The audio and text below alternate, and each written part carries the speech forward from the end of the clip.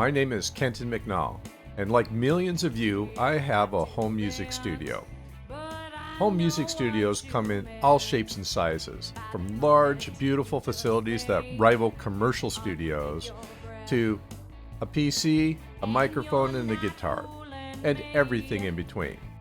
My home studio is somewhere in between. I have plenty of gear, plenty of guitars, and a good ability to record and produce media of all different kinds. In this brief introduction to my new channel, I'll show you the things that I do in my studio, from playing to recording and producing, live streaming, and more. If these are the things that you do or want to do, then please subscribe and join in and participate in this channel. Hello, and welcome to my YouTube channel. My name is Kenton McNall.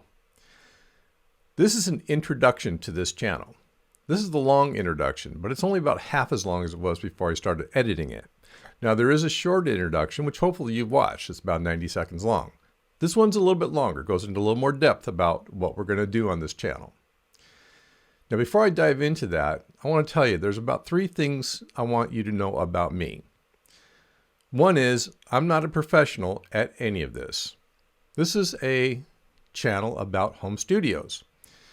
So it's my hobby. It's what I like to do. But I'm not a professional musician, far from it. And I'm not a professional record producer, far from it.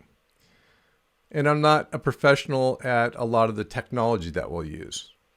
I'm a guy, hopefully a lot like you, that has a home studio, wants to know and learn more about it. And that's what you'll be able to do here. The second thing to know about me is I'm new to videography. That may not be a shock to you. Just look at the number of discontinuities in this one scene. I'm really having a great time learning about it, and I will get much better at it. But there's some wonderful videos being taken for YouTube right now, and it'll take me a while to get there. That does tie into the third thing that you need to know about me though, which is that I don't see very well. I'm legally blind. So to me, all the lighting in this video looks incredible. One thing that's always good to know about a new channel or anything new that you're looking into is, who's this for? Well, this is really for anybody who has a home studio or is thinking of a home studio and wants to have a place where they can come and get some great information and also share some great information. I think one of the things I'm really hoping for is that people who have home studios, knowledge about all the different areas, hundreds of areas of information, will make a real contribution here. So it's also for people that would like to share and make a contribution. One thing I find out there is there's lots of great information from really true experts, professionals, master musicians, master producers. There's just a lot of great talent out there. But sometimes it can be more approachable to have a chance to learn with other people at your same level. So there are people out there who I'm at their level and they're at my level. And that's not the only folks that I'm interested in. I'm interested in beginners as well as any pros that want to drop in and help us out here. So that's a little bit about who this channel is for. There are 6 primary areas that we'll spend our time on in this introduction. First is recording and producing. Second is live streaming. Third is studio technology in the control room and in the main studio. Fourth is what I call care and feeding. Fifth, I'll be renovating and remodeling my studio, and I'm going to share that with you. And finally, I do still play. Play, practice, and learn.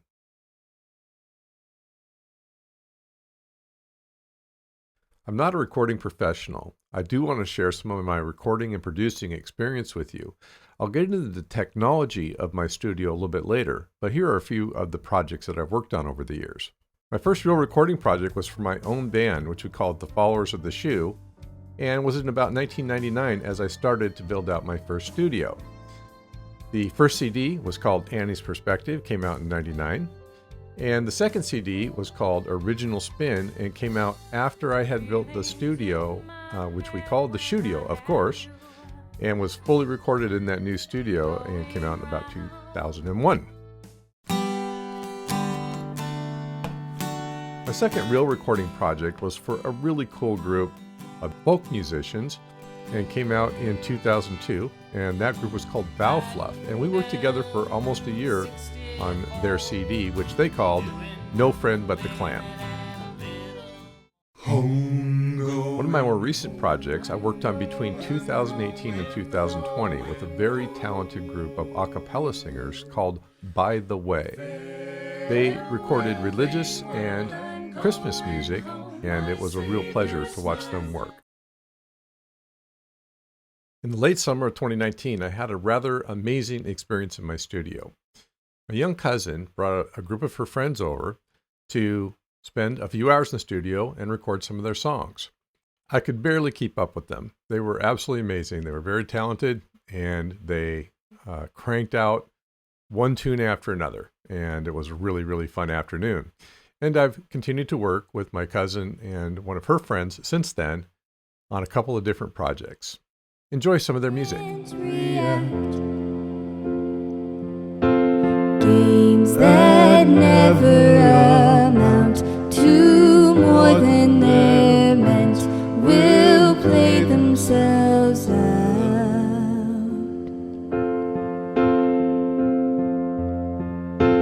Take the sinking boat and point it home. We've still got time.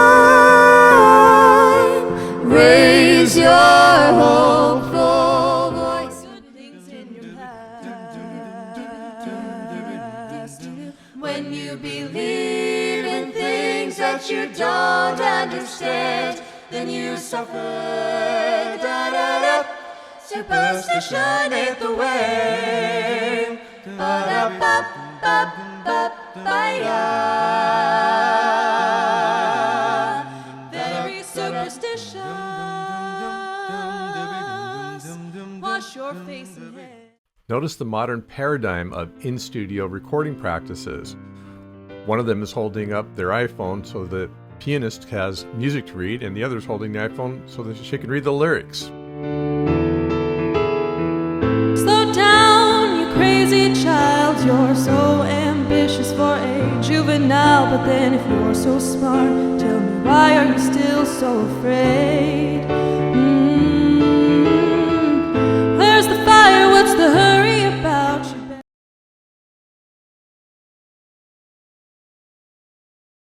At the beginning of 2020, just like everyone else, our lives changed quite a bit with COVID. And I found myself with a lot less to do in my studio. Really couldn't have people over as much and couldn't get as many projects going. So I made up my mind to learn some new things and get into some new areas. And one of the things I became interested in was live streaming, both as an area of knowledge and because of the political situation that we found ourselves in for most of the year. So I did some research, started to get into some of the areas of live streaming, built a fairly reasonable setup, and also started my very first YouTube channel for a new show called Constitution Time.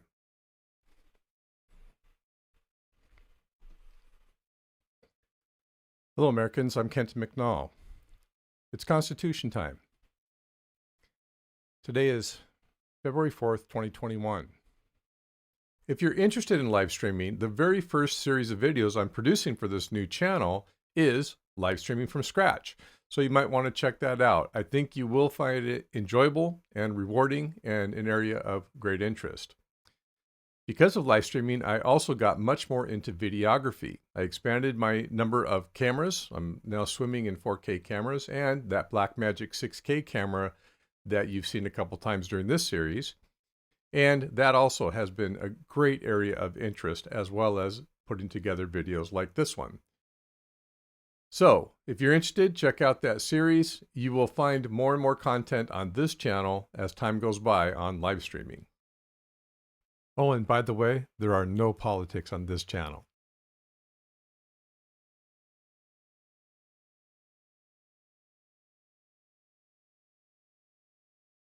It's time to talk about some of the technologies and gear that I use in my studio. There's a lot of it. I'm not going to go into detail on every bit of it, but I do want to cover some of the major components that I use every day in my studio.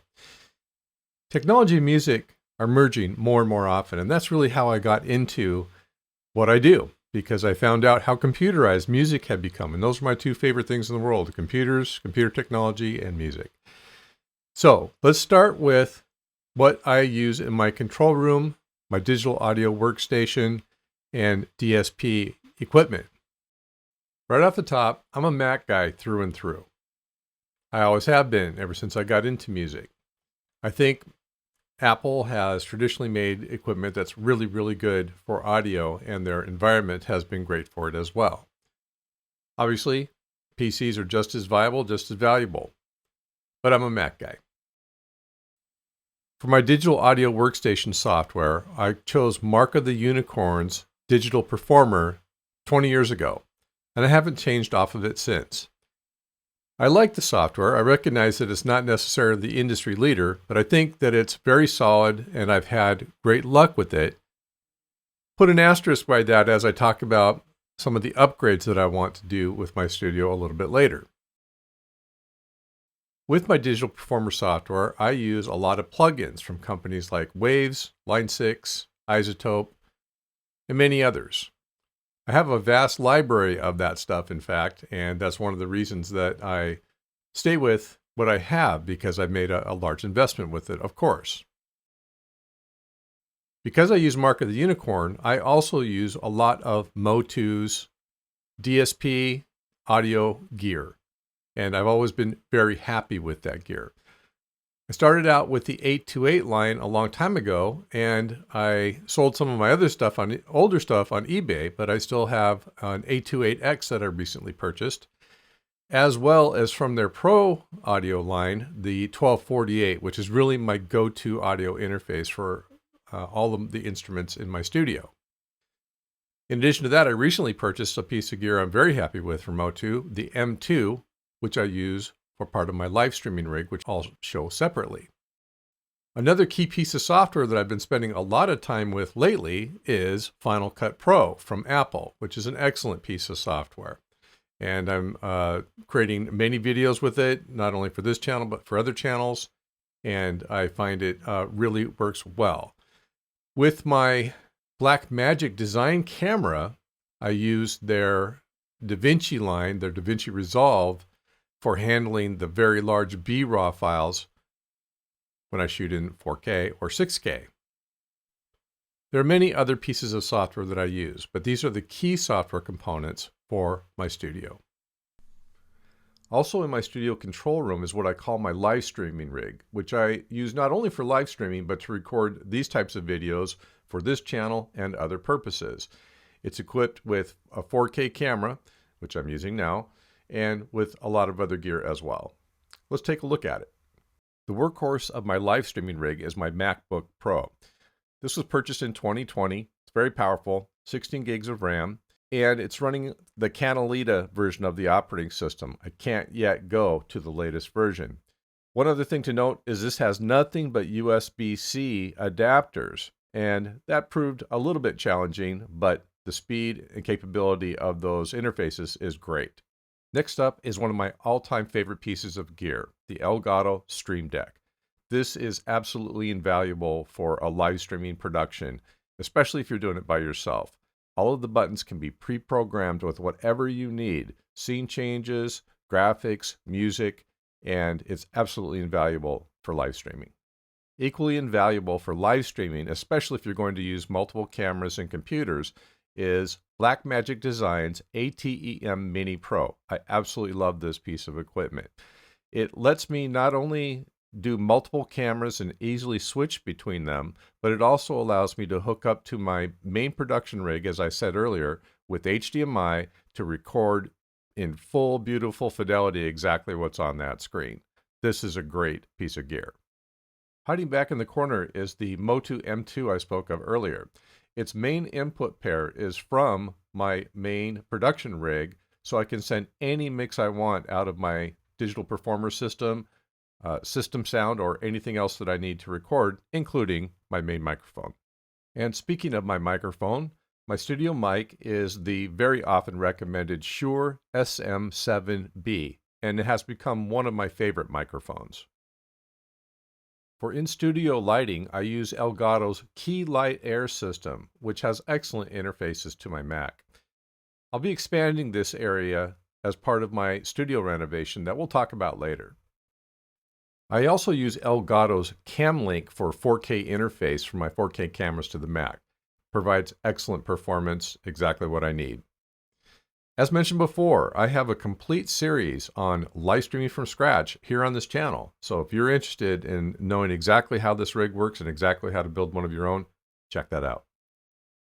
My in-studio rack has a few key pieces of gear to highlight. First is a Shure PSM 300 personal monitoring system, which comes in very handy for wireless monitoring while recording in the studio.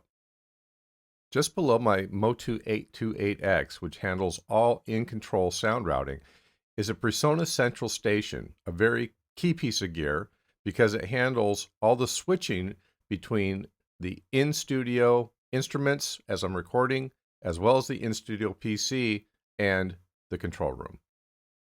And finally is my Rupert Neve single-channel precision headphone amplifier, which I use with my AKG Pro Audio K712 headphones when I really want to hear what's going on. There's just one more thing I wanted to show you in my control room, which is my Slate Digital Raven MTI Touch Mixing Console.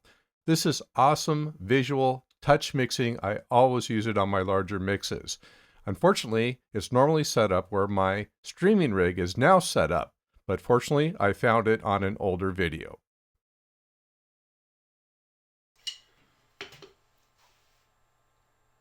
Let's take a quick tech tour of the main studio itself.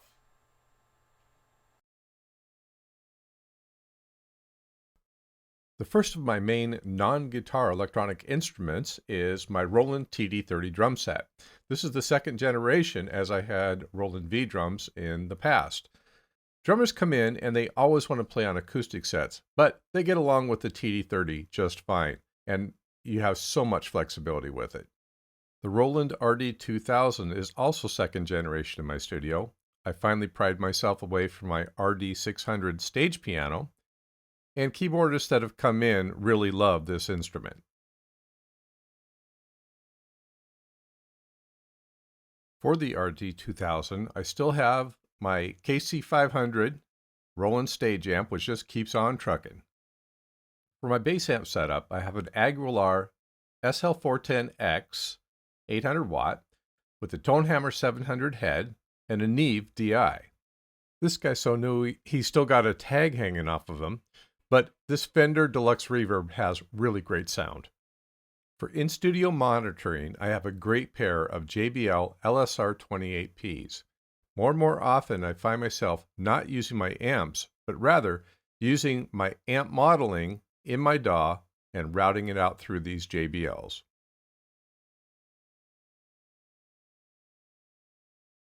This is the Line 6 Helix, a piece of gear I've spent a lot of time with learning, using, and really enjoying.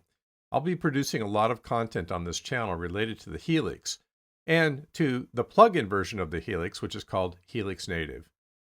And finally, when I really feel like being old school, I still have my Mackie CPX12 and even an old 450, the last of many. But I'm finding I need the space and I use these less and less.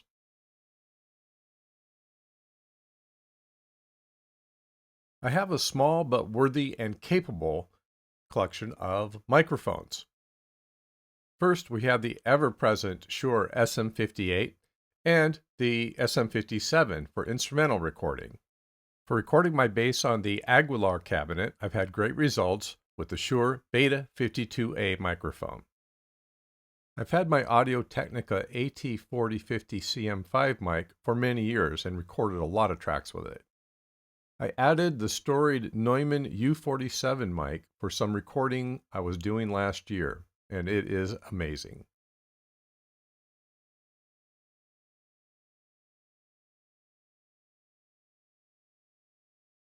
When you have a lot of technology in your studio, you really have to be structured and set aside time for keeping everything up to date.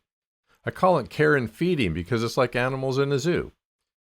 All of my computers and all the software on my computers has to be periodically updated and kept as up to date as possible.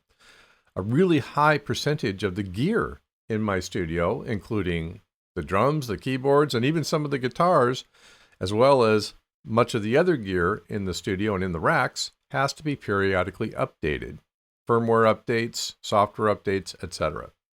The video you're watching right now is a time-lapse video of an update of just one of my pieces of gear, my Line 6 Helix. It took me almost an hour. By the time I did the research on what the update was, what I had to do to prepare, downloaded it, installed it, etc. Now, that's a little extreme, but the reality is that a lot of the pieces of gear in my studio are only updated very infrequently, and so you have to refresh yourself on how do I do this again, how do I hook it up, etc. While most updates are pretty straightforward, some updates are not so straightforward. An example of that is Macintosh operating system upgrades. For the last few years, Apple has really made some major significant changes that really left some of their developers in the dust. And some of those developers take months or even longer to get to the point where their software can be run with the current level of the operating system. Well, I don't want to upgrade one of my Macintoshes and find out some of my plugins or my DAW or other key software no longer works. So you really have to pay attention to that these days, and it affects your strategy on what direction to take in your studio. This is something we'll spend some time on here on the channel.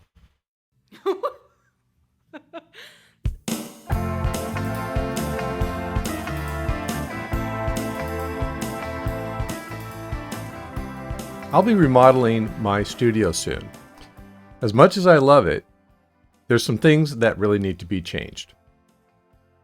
This studio is about half the size of the studio that I designed and built about 20 years ago. So I've stuffed a lot of equipment into a smaller space. I didn't do sufficient wiring, even though I did build out this room, which used to be a part of the garage.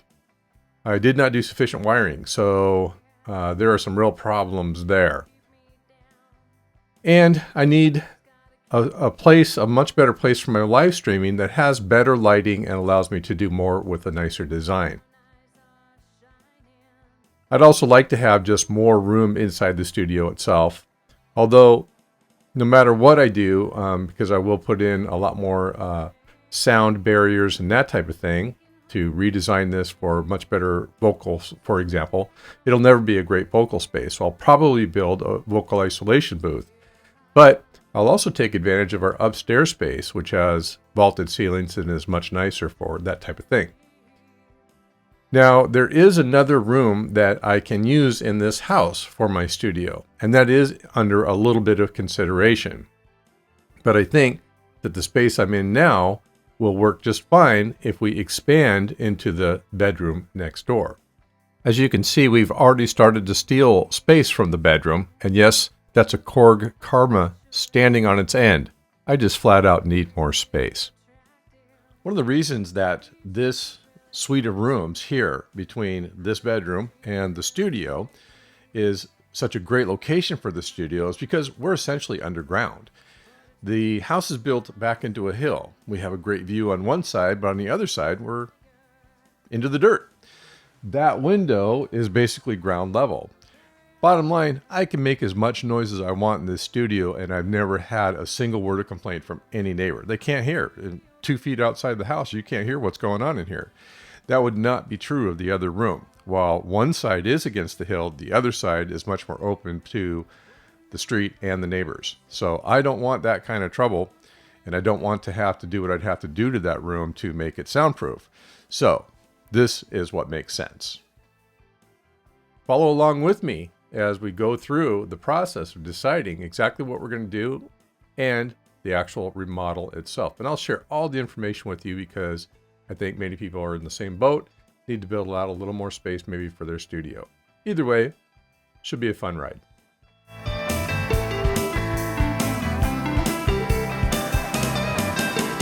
Still high, go carry out your plan.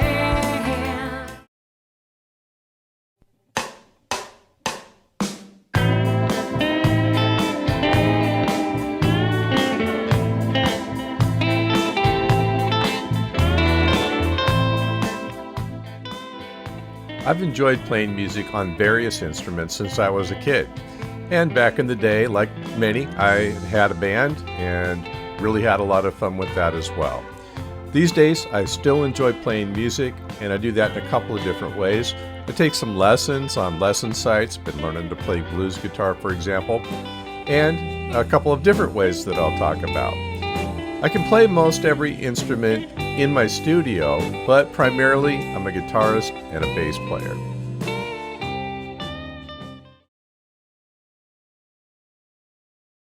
A number of years ago, a good friend introduced me to a program called Rocksmith, and it's been my favorite way to play and practice ever since. Think of it as Guitar Hero, but with real music, real instruments, and a real way to learn technique and just have a great time jamming.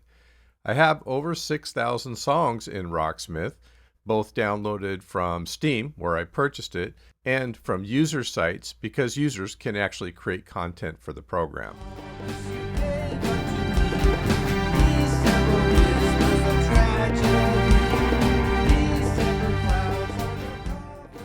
I really enjoy projects that let me have fun while I'm learning, and there's a lot to learn.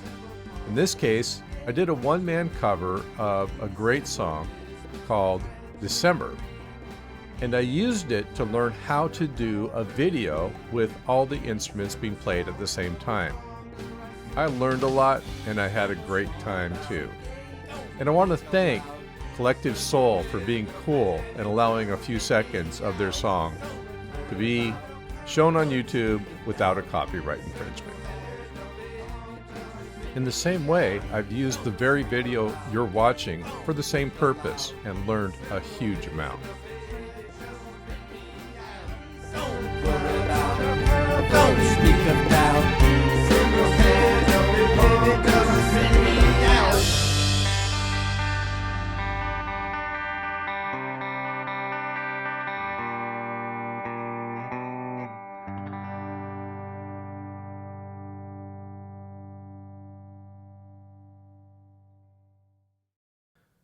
Thank you for watching our introduction. I hope I've accomplished the goal of showing you what I do here in the studio so that you know whether those are things that you are interested in watching. I think if you've stuck with this video this long, it is. You know, I'm a very lucky person. I have a lot of happy places in the world. My family, my friends, the things I do, the things that I've done. But one of my happiest places is music and the things that I do right here in my studio. That's why it's my happy place. Happy Place Home Studio.